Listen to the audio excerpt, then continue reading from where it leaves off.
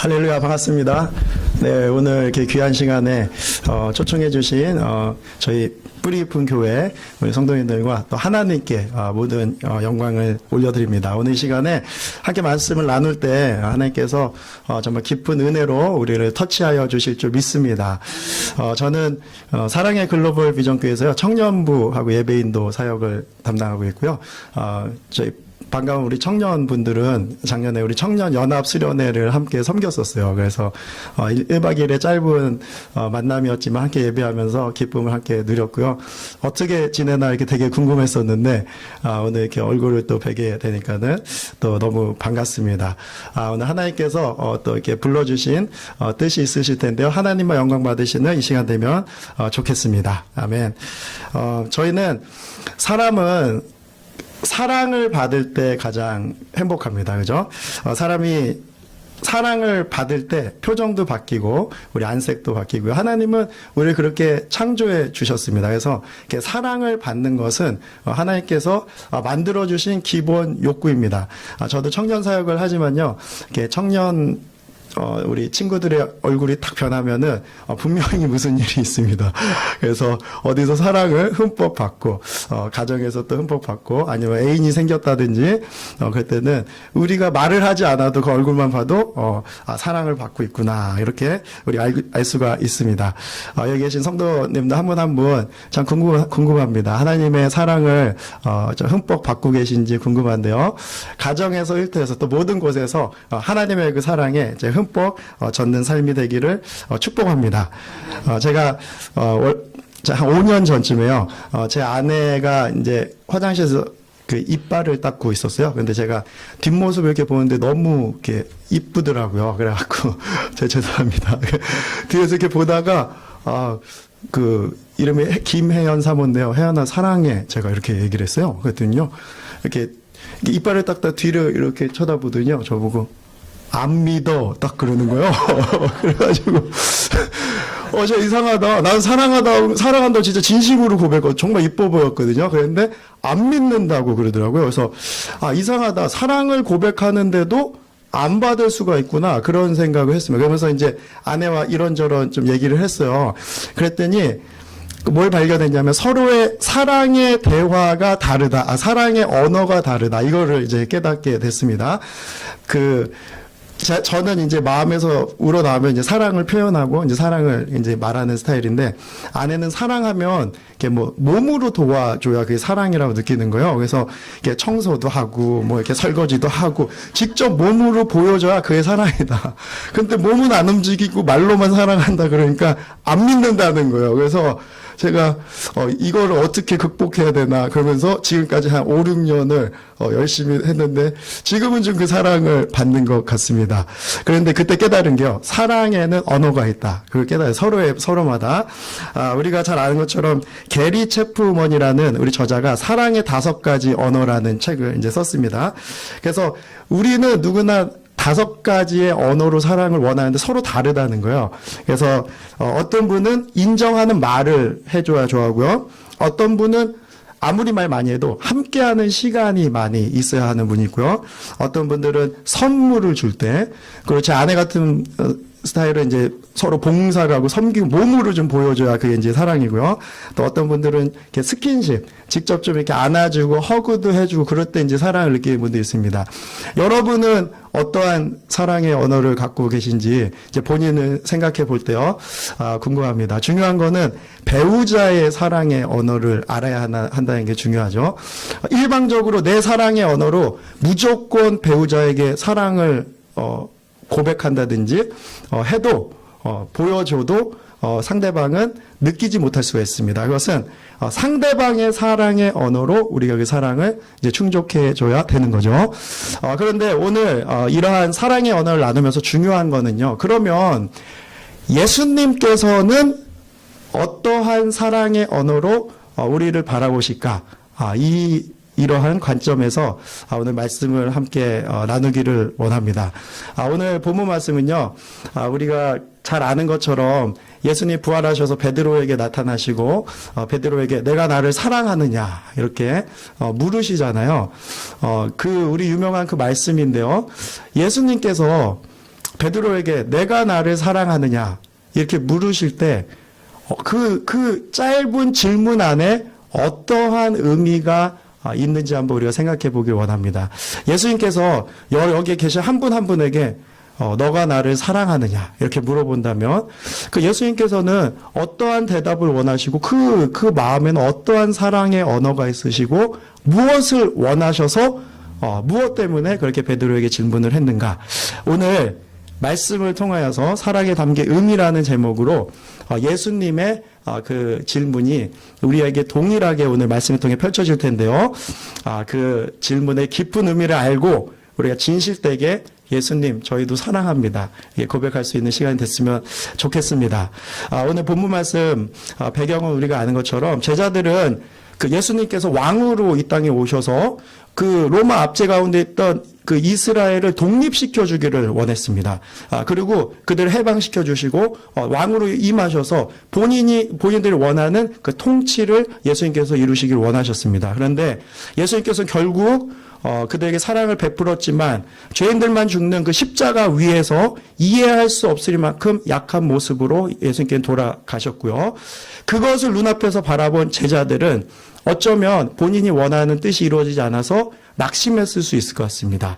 아니면 좌절하고 우리가 따르던 주님이 이런 분이셨을까? 그래서 결국은 우리가 성경에서 보면 알지만요.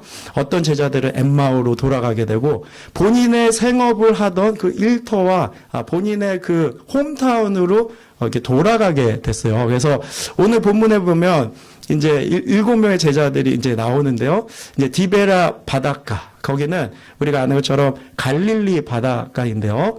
그 원래 어부로 불림을 받았던 제자들이 예수님이 돌아가시고 나서 다시 그 바닷가로 돌아가서 그 본업으로 사람을 낚는 업으로 불림 받았음에도 불구하고 그 좌절된 마음을 이제 다시 고기를 잡는 그 모습으로 이제 살아가고 있었습니다. 그때 예수님께서 부활하신 예수님께서 나타나셔서 그들 앞에 서십니다. 그때 요한이 주님이다 그랬더니요 베드로가 주님을 바라보고 그 바닷가에서 한 100야드 되는 거리 90m 좀 넘는 거리를 뛰어서 헤엄쳐서 막 예수님께 이렇게 헤엄쳐서 오죠.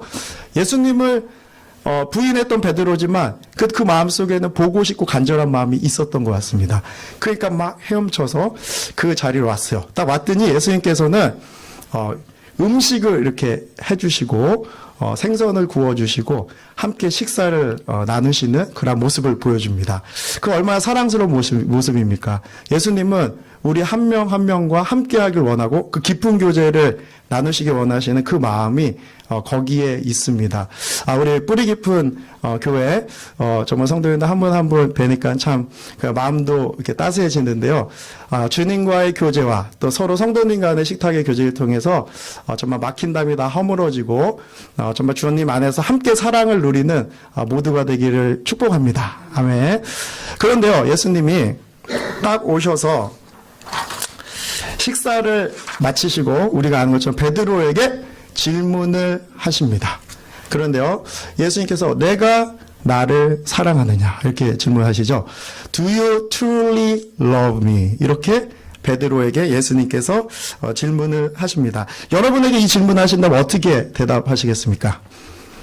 오늘 주일같이 은혜가 넘치고 또 찬양을 한 날은 예, 그렇습니다, 주님. 제가 주님을 당연히 사랑하죠.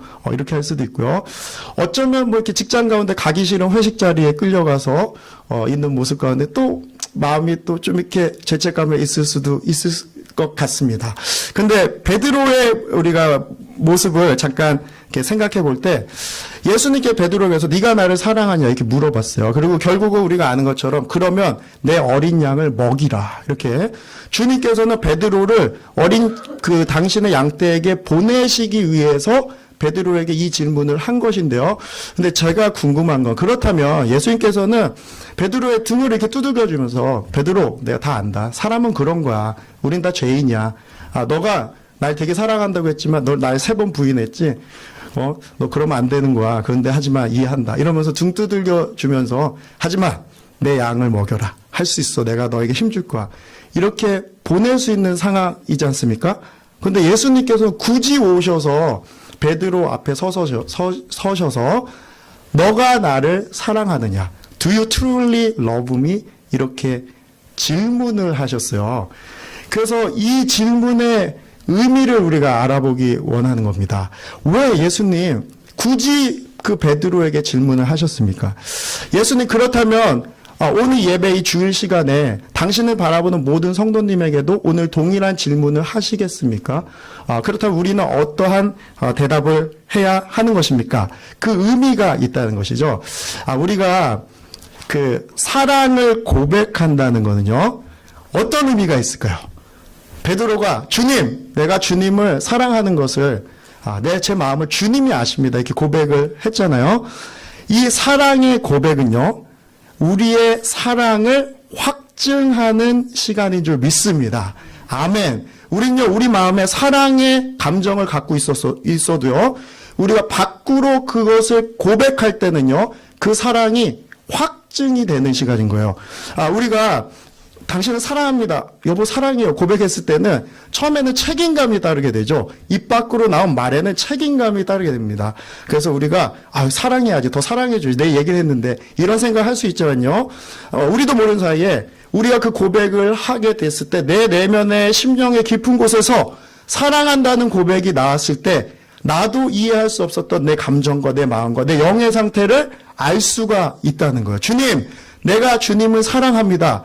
그것은요, 내가 주님을 향한 그 사랑을 마음에 담아만 놓는 것이 아니라 그것을 주님께 확증한다는 것이죠. 제가 그 예전에 그 청년수련 앞두고 교회 웹사이트를 보는데요. 엄다은 자매님이 그 헤이티 선교 갔다 와서 이렇게 간증하는 제 영상을 봤습니다. 되게 이렇게 은혜 받은 거, 하나님께 감사했던 거 이렇게 간증을 막 한 거예요. 우리가 선교를 다녀와도 하나님 앞에 서서 간증을 하잖아요. A4 용지에다가 적고 있었던 일 감사한 걸 정리합니다. 그것을 우리가 입 밖으로 표현을 하게 되면요, 그것은 주님을 향한 감사와 예배와 사랑이요, 확증되는 시간인 줄 믿습니다. 그렇기 때문에 우리는 그 주님 앞에 서 있다는 마음으로 계속 주님께 사랑을 고백하고요, 주님께 감사를 고백하고 날마다 주님께 예배하는 우리의 모습이 돼야 될 줄 믿습니다. 우리가 하나님께 주님 당신 사랑합니다. 날마다 고백할 때 우리의 사랑은 확증이 되는 거고요. 우리의 사랑은 날마다 깊어지는 거예요.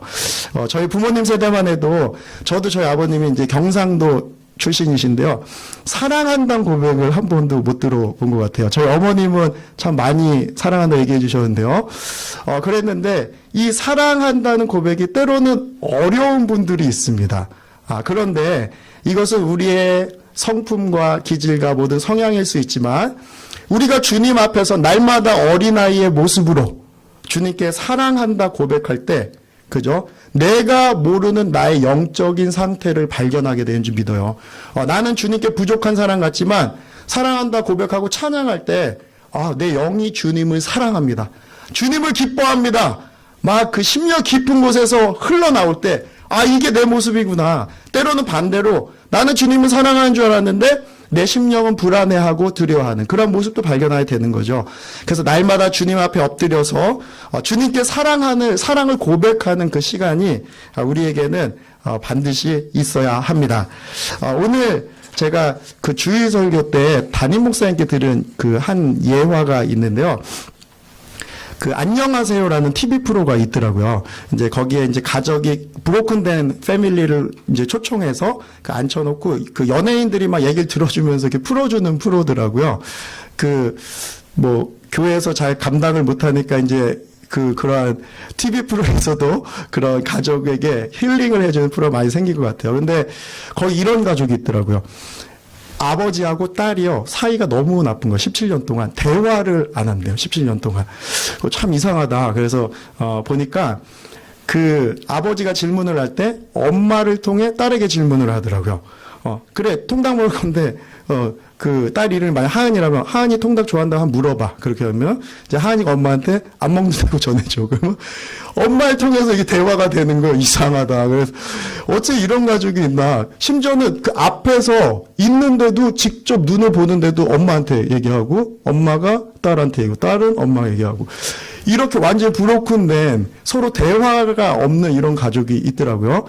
그런데 그 가정을 나중에 이야기를 들어보니까 예전에 어렸을 때 이런 일이 있었대요. 이 딸이 6살 때 자전거를 타고 가는데요. 그 자전거 바퀴에 다리가 낀 거예요. 그리고 이게 좀 몇 미터 가니까 다리가 이제 막 찢어지고 피가 나고 막 그랬던 거예요. 그 아빠가 그걸 보고 완전히 놀라서 응급실에 데리고 가야겠다. 그래서 막 달려와서 어떻게 이렇게 됐냐. 딸을 막 안고 이제 갈라 그러는데 그 옆에 사시는 할머니께서 이거는 민간요법으로 고쳐야 된다. 그래서 뭘 이렇게 발라야 된다. 예전에 뭐 이렇게 바르고 이제 뭐 된장도 막 그러고 저는 발라본 적 없지만 얘기만 들었는데요. 그랬는데 그래서 그걸 이제 바르신 거예요, 아버지가. 그 할머니가 시키는 대로 하신 거예요. 근데 일주일 후에 그만 이 다리가 이렇게 진물이라고 이렇게 썩어버렸대요. 그 피부 일부분이요. 그래서 그제서야 그 딸을 데리고 막 안고 이제 응급실에 간 거예요. 그래서 이제 고치긴 했는데 딸 마음엔 상처가 있는데 오히려 그 아버지 마음에 죄책감이 있는 거예요. 그때 빨리 내가 가서 이 딸을 고쳐줬어야 되는데 내가 왜 이렇게 판단을 했지? 그러니까 그게 응어리가 되면서 쓴뿌리가 되면서 마음속에 어두움으로 계속 자리를 잡으면서 이 딸과는 간극이 생기는 거예요. 그러니까 마음을 열고 이야기를 하지 못하더라고요. 그러면서 비디오 클립을 보게 됐는데요. 그 자리에서 사랑을 고백하라고 이제 하는 거예요. 연예인들이. 이제 내 이유를 다 알았으니까 풀라는 거죠. 아버지의 마음을 얘기해보라 할 때 아버지는요, 딸을 사랑한다는 거예요. 근데 얘기를 안 한다는 거예요. 17년 동안. 그 속마음을 이제 풀어라 했더니 그 앞에서 그 아이의 이름을 얘기하며 내가 너를 정말 사랑한다. 딸아, 내가 사랑한다. 근데 이때까지 그 사랑을 얘기 못 해줘서 미안하다고. 그랬더니 그 얘기를 듣고 딸이 막 우는 그 모습을 비디오 클립으로 보게 됐습니다. 사랑의 고백은요, 능력이 있습니다. 사랑의 고백을 통해서 많은 묶인 것들이 풀려나고 치유가 되게 되고요. 심지어는 우리 예수님께도 우리가 사랑을 고백할 때 주님은 정말 우리의 그 사랑의 고백을 기뻐 받으시는 줄 믿습니다. 우리가 날마다 오늘도 내일도 주님 앞에 머무르며 사랑한다 고백하는 우리 모두가 되기를 축복합니다.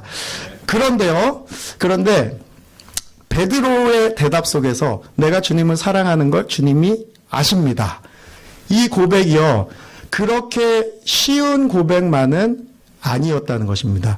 어떻게 베드로가 이 고백을 할 수 있을까? 그 이유는 3번을 부인했잖아요, 베드로가. 근데 주님 앞에 근데 갑자기 첫 번째 질문을 하십니다. 너가 이것들보다 더 이 사람들보다 더 나를 사랑하느냐? 그렇게 물으셨을 때 갑자기 베드로가 나에게 사랑을 질문하는구나. 첫 번째 질문은 사랑의 대상에 눈을 맞추시는 예수님의 마음을 알 수가 있어. 네가 이것들보다 더 사랑하느냐? 네가 나를 사랑하느냐? 세상을 사랑하느냐? 무엇을 우상 삼고 있느냐? 네가 무엇을 사랑하느냐? 이 질문에는요, 이 베드로가 예수님께 눈을 맞추며 내가 사랑할 대상은 주님입니다. 분명히 주님입니다. 내가 주님을 사랑하며 이렇게 고백을 할 수가 있습니다. 두 번째 질문은 제가 이렇게 묵상을 하는 가운데 3번째 질문을 가기 위한 징검다리가 아니었나 이런 생각을 좀 해보게 되고요. 근데 3번째 질문에는 의미심장한 내용이 있습니다. 베드로가 3번 부인을 했는데요. 오늘 이 본문에 보면 사도 요한이 오늘 말씀에 보면은 예수님께서 3번째 부활하셔 나타나셔 이렇게 이야기를 쓰고 3번의 의미를 둡니다. 그리고 3번째 질문을 할 때는요, 베드로의 3번 부인했던 그 지난날의 죄악과 연약함을 예수님께서 들추어내시고 터치하시는 아주 귀한 시간 현장 안에 우리가 있다는 거예요. 그때 본문 말씀에 이렇게 되어 있습니다. 17절 말씀을 보게 되면요, 3번째 이르시되 요한의 아들 시몬아 내가 나를 사랑하느냐? 주께서 3번째 내게 사랑하느냐 하심으로 베드로가 근심하였다 이렇게 되어 있습니다. 영어는 Peter was hurt because Jesus asked the third time 이렇게 되어 있어요. 3번째 질문을 하시니까 베드로의 마음이 근심하였다 이렇게 되어 있습니다. 베드로에게 굳이 이렇게 짓궂으시게 3번이나 질문하시면서 베드로의 지난날의 과거를 이렇게 터치하시는 그 예수님의 모습을 여러분은 어떻게 생각하십니까? 이 질문 가운데는 하지만 예수님께서는요, 너의 안에 있는 그 사랑을 끄집어내시려는 분명 이유가 있습니다. 너의 연약한 밖으로도 나오는 그 사랑, 나의 그 상처를 뚫고 나오는 사랑, 나는 내 모습 이대로 너무나 부족하고 나는 정말 주님 앞에서 정말 칭찬받을 자가 하나도 없는 자이지만 그래도 그러한 나의 모습을 뚫고 나오는 주님, 하지만 주님을 사랑합니다. 이 고백을 원하셨던 거죠. 우리 베드로가 주님을 사랑한다 고백했던 그 예전의 시절을 잠깐 보기 원합니다. 우리 누가복음 22장 31절을 잠깐 보면요. 그 31절 33절에 이런 말씀이 있어요. 시몬아 시몬아 사탄이 이제 밀가 부르듯이 막 너를 흔들 건데 그때도 너 깨어 있어야 된다. 이 얘기를 하시면서 33절에 그 얘기를 듣고 베드로 이렇게 얘기해요. 베드로가 말할 때 주여 내가 주님과 함께 옥에도 가고 내가 죽기까지 할 각오가 되어 있습니다. 이렇게 베드로가 고백을 합니다. 자기가 예수님을 위해서 본인이요 죽을 각오가 되어 있습니다. 이렇게 고백을 하는 거예요. 여러분 예수님의 죽을 각오가 되어 있습니까? 여러분 예수님 왜 감옥에라도 가실 준비가 되어 있습니까? 어찌 보면 베드로의 이 고백은요 대단한 고백이죠. 죽기까지 주님을 사랑한다. 주님 앞에서 이 고백 쉽지 않은 고백이었는데요. 우리가 결국 성경을 통해 알게 된 것은 이 고백은 너무나 인간적인 고백이었다. 우리가 알게 됐습니다. 그 연약함 속에 그 예수님을 이제 십자가로 끌려가시려는 그 상황 앞에서 베드로는 예수님을 모른다. 나는 저분을 모른다. 너가 그분의 제자 아니냐? 나는 저분을 모른다. 3번이나 이렇게 부인을 하는 그 베드로의 모습이 내가 죽기까지 내 준비가 되어 있습니다. 이 베드로의 모습과 너무 다르다는 거죠. 지금 이때 베드로가 했던 고백은 그러면은 어떠한 고백이냐? 어쩌면 정말 우리의 인간적인 사랑 고백이 아닐까 생각해 봅니다. 우리가 연애를 할 때 참 그런 고백 많이 하잖아요. 당신 정말 물도 한 방울 안 묻힐 정도로 열심히 사랑해주겠다. 그리고 행복하게 해주겠다. 이러한 것들이 다 인간적인 고백이었으면 우리가 알게 되잖아요. 십자가 앞에서 그분의 연약함까지도 그분의 부족함까지도 사랑해주고 그 삶으로 증명해주는 게 진짜 사랑인데요. 그 베드로는 하지만 인간적인 자신의 의지로 자신의 혈기로 고백한 이 고백이었습니다. 자, 그런데요. 오늘 이 말씀을 나누기에 이 자리에 있습니다. 베드로가 3번째 질문을 했을 때 주님 이때 어떻게 대답을 해야 할까? 여러분 같으면 저 같으면 제 기질상 이렇게 했을 것 같아요. 예수님, 사실 죄송해요. 제가 그때 3번 부인했는데요. 갑자기 물어봐갖고, 물어보면 막 잡혀갈 것 같아가지고, 죄송합니다. 예수님, 제가 약간 두려웠습니다. 예수님, 죄송 용서해주세요. 이제 앞으로 근데 안 그럴 테니까 도와달라. 이렇게 했을 것 같아요. 그 사람마다 이제 어떻게 대답의 스타일이 있을 텐데요. 베드로가 이 3번째 대답을 했을 때, 주님, 내가 주님을 사랑하는 걸 주님이 아십니다. 이 사랑의 고백은요, 예전에 했던 고백과는 완전히 다른 고백입니다. 그 이유는요, 예수님께서 베드로를 사랑한다는 고백을 직접 눈으로 보고 귀로 듣고 바로 체휼했던 베드로였기 때문입니다. 그 이유는요, 십자가 위에서 대못이 박히시면서 나를 사랑한다고 그렇게 얘기했던 예수님께서 피를 철철 흘리시면서 면류관을 쓰시고 정말 모든 물과 피를 쏟으시고 정말 이해할 수 없는 그 무모한 그 어마어마한 사랑을 십자가 위에서 쏟으시는 것을 베드로가 눈앞에서 직접 보게 되었다는 거죠. 내가 사랑하는 저 메시아인 주님께서 왜 십자가에서 이렇게 돌아가시나? 손과 발에 못이 박혀서 피와 불을 쏟으시면서 정말 내가 너를 사랑한다. 십자가 위에서 내가 너를 사랑한다. 이렇게 말하는 예수님의 사랑의 고백을 베드로가 들었다는 거예요. 그걸 눈으로 보았다는 것입니다.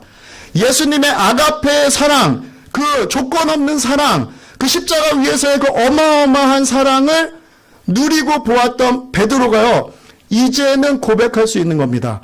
예수님, 나도 주님을 사랑합니다. 나는 부족하고 연약하지만, 나는 주님을 부인할 정도로 연약한 나의 사랑이지만, 제가 예수님의 십자가의 그 사랑으로 체휼을 되고 그 사랑으로 덮임을 받았습니다. 내가 그 사랑의 빚진 자입니다. 주님, 제가 주님을 사랑합니다. 이러한 고백이 아니었겠습니까? 여러분, 예수님은 죽기까지 우리를 사랑하신 주님이시고요. 여기 한 분 한 분을 내가 너를 지명하여 불렀나니 너는 내 것이라. 내 눈에는 너가 보배롭고 존귀하고 내가 너를 사랑하노라. 그 고백을 십자가 위에서 우리 모두에게 한 분 한 분에게 하신 줄 믿습니다. 우리가 그 사랑을 받은 자예요. 그 사랑을 깨달을 때 내가 나를 사랑하느냐 묻는다면 내가 어찌 주님께 아니라고 대답을 할 수 있겠습니까? 주님, 나도 주님을 사랑합니다. 이렇게 고백할 수가 있다는 것이죠. 저는 이곳에 또 청년분들도 계시지만 저는 청년 시절에 방황을 좀 했었어요. 그래서 저는 이렇게 모태신앙으로 자랐지만 이렇게 업앤다운이 신앙이 있었는데 그 중요한 청년 시절의 방황을 좀 했었어요. 그래서 저는 이제 군대 딱 제대하고 이렇게 생각이 든 게 돈이 많으면 내 인생이 행복해지겠구나. 그런 생각이 이렇게 들었어요. 그래서 주일에는 교회를 가고 예배를 드리지만 어떻게 하면 돈을 많이 벌까? 막 그런 생각에 사로잡혀 있었어요. 그래서 결국 미국에 온 것도 이제 유학을 하고 파이낸스 공부를 해서 뭐 이렇게 증권가 같은 데 가면 돈을 많이 번다 그래서 그 길을 가기 위해서 이제 미국에 와서 공부도 하고 그렇게 했습니다. 제 마음속엔 탐심이 가득했어요. 그래서 막 그 주식 투자 그렇게 많이 하고요. 이렇게 막 이렇게 집에만 오면 이렇게 모니터에서 막 그래프 보고 막 그런 불쌍한 인생을 살았습니다. 그리고 혼자 있을 때는 이렇게 음란의 죄에 많이 쓰러졌어요. 그래서 이렇게 뭐 그런 동영상 같은 거, 그리고 보면 안 되는 것들, 그런 행동들, 내 머리의 생각들, 이렇게 음란의 죄악 가운데 쓰러졌던 이제 청년의 이제 모습이었어요. 사실은 저는 이 자리에 설 수도 없는 죄인입니다. 저는 이 자리에 설교를 할 수 없고 설 수도 없는 그러한 모습으로 청년 시절을 이제 보냈어요. 근데 정말 하나님이 감사한 게 제가 이렇게 생각해보면 그때 내가 죽었으면 지옥 같겠다. 그런 생각을 많이 하게 됩니다. 그래서 근데 하나님의 은혜로 저를 기다려주시고 노하기 더디하신 주님께서 제가 미국 유학을 오는데 학교가 다 떨어지더라고요. 근데 미네소타라는 지역에 이제 학교에 합격을 하게 됐어요. 그래서 왔는데 거기는 이제 한인 커뮤니티가 작고 이제 뭐 너무 추워서 할 게 별로 없어서 이렇게 교회에 자주 갔습니다. 이게 교회 가면 한국 사람 있고 밥 주고 이렇게 있어서 가기 시작했는데 예배 드리고 근데 그때 그 목자님이 되게 따뜻했어요. 날 되게 사랑하는 걸 느낄 수 있을 만큼 평신도인데 그런 분이 계셨어요. 근데 그러면서 제가 날마다 조금씩 변해가면서 은혜가 임한 거예요. 그래가지고, 내가 어려서부터 듣던 그 십자가가, 예수님 못 박힌 저 십자가가, 나를 위한 십자가구나. 내가 진짜 죄인이구나. 내가 지금 죽으면 지옥 가기 마땅한 죄인인데, 나를 살리기 위해서 예수님께서는 그 십자가에서 모든 피와 물을 쏟아주셨구나. 내가 예수님을 십자가에 못 박았구나. 그것을 깨닫게 됐습니다. 내 인생의 가장 큰 축복이 언제냐고 물어보신다면요. 십자가의 의미를 제가 깨달은 그날이 정말 내 인생의 가장 축복이라고 전 고백합니다. 저는요, 감히 이 자리에 설 수 없는 죄인이고, 정말 이렇게 말씀을 어찌 보면 나눌 수 있는 그런 위치에 있는 사람도 아닌데요. 십자가에서 흘려주신 주님의 보혈로 덮음을 받았습니다. 예수님께서 흰 눈처럼 희게 하시겠다는 그 성경의 말씀이요, 믿어지더라고요. 저는 너무 죄인이고 주님 앞에 부족했지만 주님께서는 베드로의 3번 부인한 그 베드로 앞에서도 십자가 위에서 내가 널 사랑한다 말씀하셨던 그 고백이 나에게도 말씀하시는 주님이라고 믿어지더라고요. 그래서 제가 깨달았습니다. 내가 인생 헛살았구나. 예수님이 나의 생명이구나. 이제부터 내 삶을 예수님께만 드려야겠다. 그렇게 깨닫고 삶을 들여서 결국은 회사도 그만두고 이 자리까지 오게 됐습니다. 여러분에게 이제 직장 다 그만두고 이렇게 주님의 일을 하라는 얘기가 아니고요. 그 십자가의 사랑은 어마어마한 사랑이에요.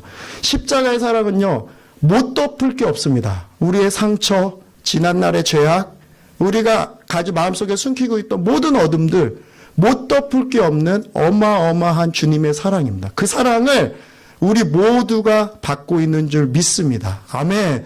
그 사랑 앞에서 우리가 뭘 못하겠습니까? 십자가 앞에서 안 되는 게, 그 복음 안에서는요, 안 되는 게 없다는 것을 깨닫게 됩니다. 용서하지 못할 사람이 없고요. 우리가 못할 게 없고요.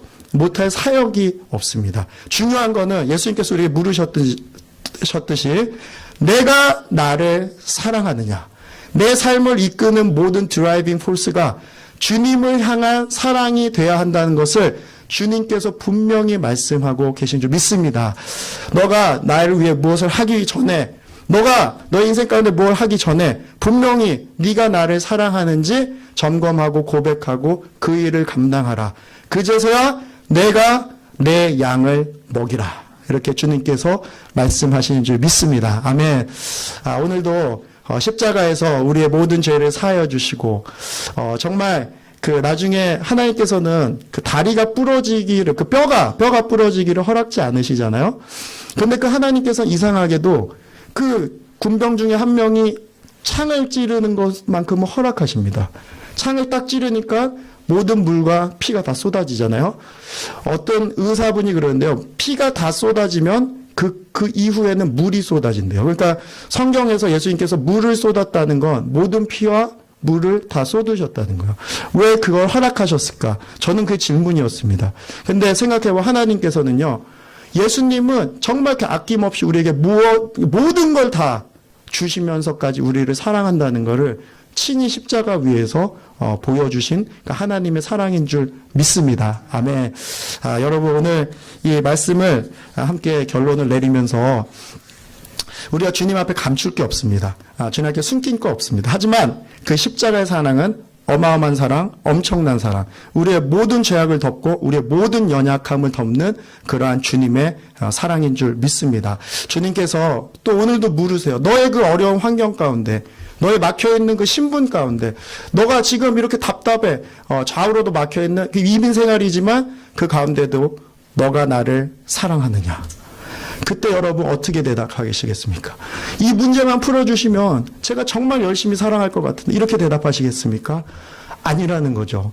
우리는 이미 그 십자가 위에서 놀라운 사랑을 받은 자로서 주님, 이 십자가의 사랑을 비교할 것이 없습니다. 내가 이 사람들보다 더 주님을 사랑합니다. 주님이 이제 내 이 허리에 띠를 띠시고 이끄시는 그곳에 순종하며 그 사랑을 전하는 자가 되겠습니다. 내가 복음의 빚진 자니까 이제부터 내 인생은 그 사랑을 전하는 자가 되겠습니다. 이렇게 고백하는 저와 여기 계신 모든 성도님들 되기를 예수님의 이름으로 축복합니다. 아멘, 아멘.